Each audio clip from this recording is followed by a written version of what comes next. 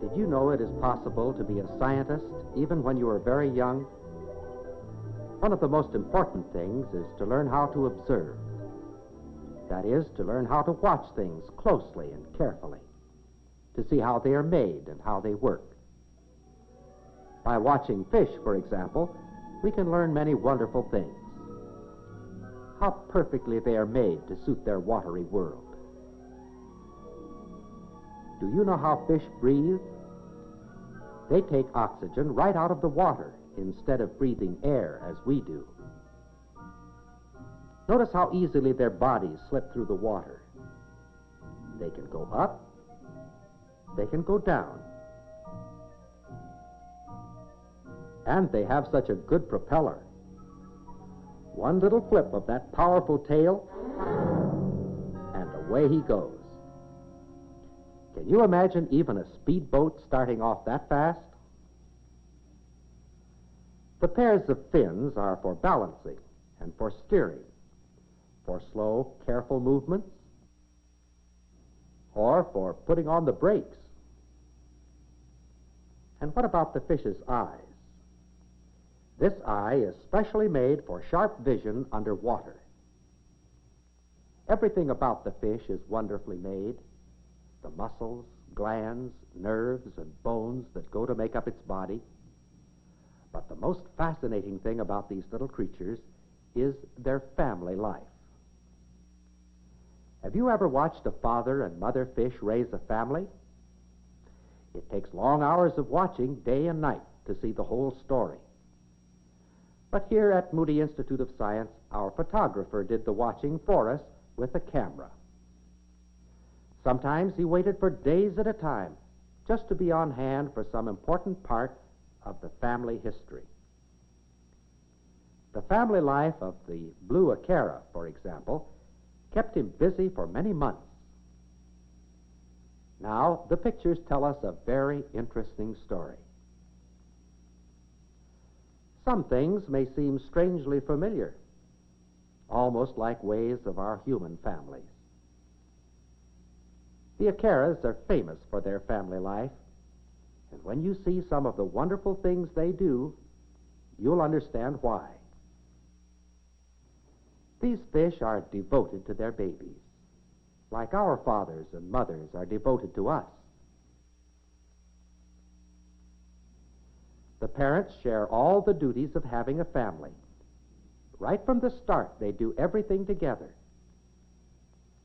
Choosing a place for the nest comes first.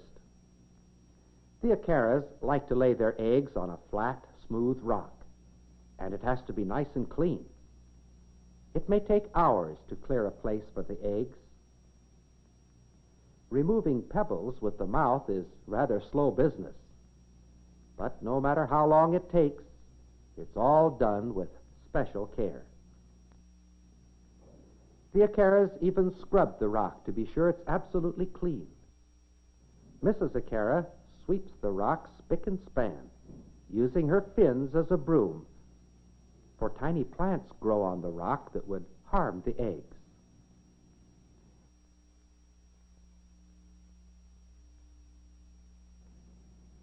Then it's time to lay the eggs.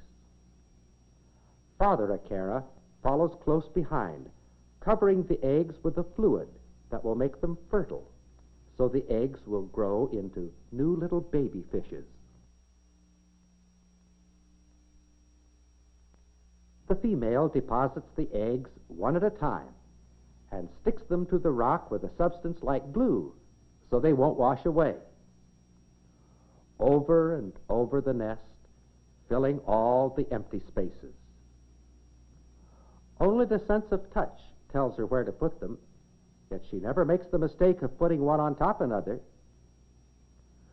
When she is finished, there are several hundred eggs in the nest, all neatly arranged and so close together that each one is touching another.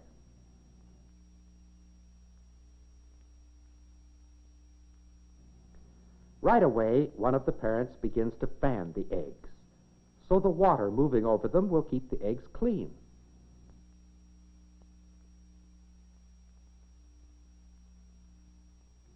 and while one fans the eggs, the other stands guard.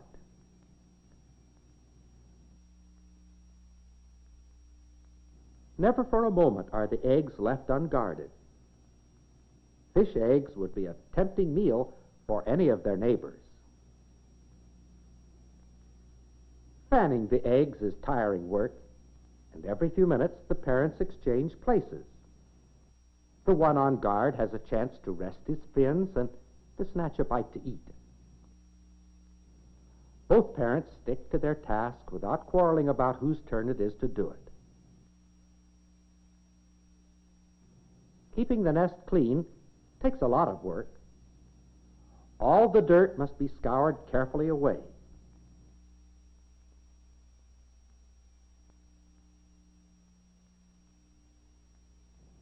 The white eggs are eaten because they'll never become babies anyway.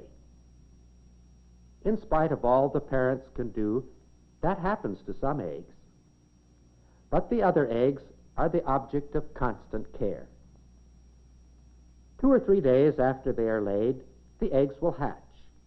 And before that day arrives, nurseries must be made ready. Well, that means a lot of digging and moving of rocks, for the nurseries are little holes in the sand. So the Acaras go about digging their nurseries, busy and contented.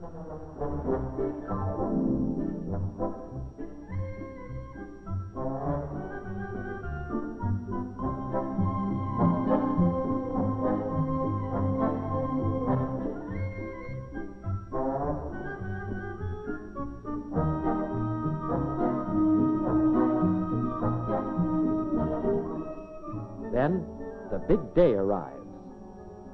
As the fish eggs hatch, Father carefully picks one up in his mouth, carries it to the nursery, and spits it out into its new home. Father and Mother make many trips back and forth, and for a while, both of them are very busy. At first, the babies don't look much like fish. In their hollowed-out nursery, they look more like a spoonful of jelly. But they grow rapidly, and their shape begins to change. Their fins begin to develop, too. Well, they're still not fast enough to escape from enemies, so all the while the faithful parents stand guard over their family. Some of the youngsters grow bolder and begin to wander off, but Father and Mother pick them up and bring them safely home.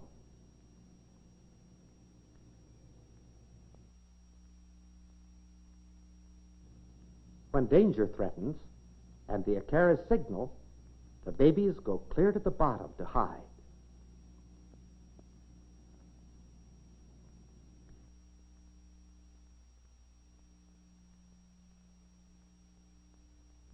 In the family of Acaras, Mother and Father always work together as a perfect team, taking care of their young.